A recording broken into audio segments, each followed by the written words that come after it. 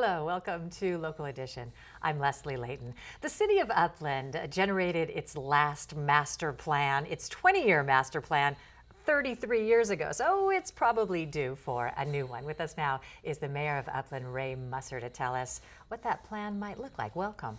Thank you. Thank you. So your 20-year master plan is probably a little bit overdue. Overdue. Before we move on to see what you're planning, how did the last master plan measure up? Is the city what you thought it would be, or what the planners thought Yes, it would it be? was at that time. But since that time, about 7 years ago, we acquired the western part of the city, which was county. I'm going to say 80 or 100 acres that is now in the city. So it had no plan. It had no master plan. So that is sort of the push to get something finished and brought up to date. And it seems the world has changed a lot in the last 5, 10, 15 years. We bought,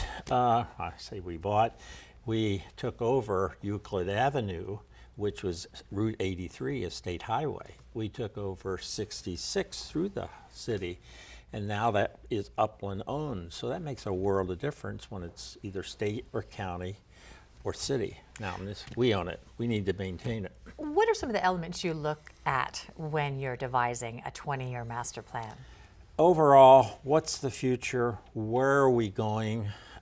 Are there trends we don't see today that we should plan for? Example, the younger people are waiting longer to buy cars. They want more rapid transit. They'll go for by train, by bus. A lot of bikers. Those are the kinds of things. They want to rent rather than buy. It's unbelievable what they pay for rent for 4 or 5 years. Mm-hmm. Well, when the housing market's unpredictable, sometimes it's a reasonable thing to do when you consider taxes I'm not saying and it's insurance. not the thing, but that's It's a the different trend. trend. Okay, so what are some of the things you are planning for the next 20 years in Upland? More apartments for those young people, but then a lot of reasonable homes, condo and townhomes. There's 209 being built right next to the train depot, and that's really one of the things. There's about 8 to 10 projects throughout Upland, different builders doing different varieties, some up to 6,000 square feet.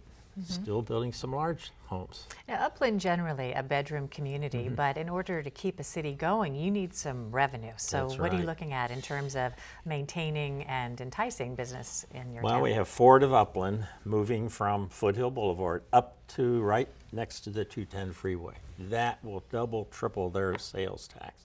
That is a direct result. So those are the kinds of things.